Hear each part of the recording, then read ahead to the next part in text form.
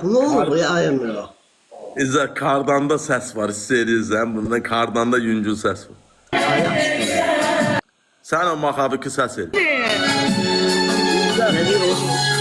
Malada hayal. Nasıl bağlamış o ne diyor? Al kızaklar yerler.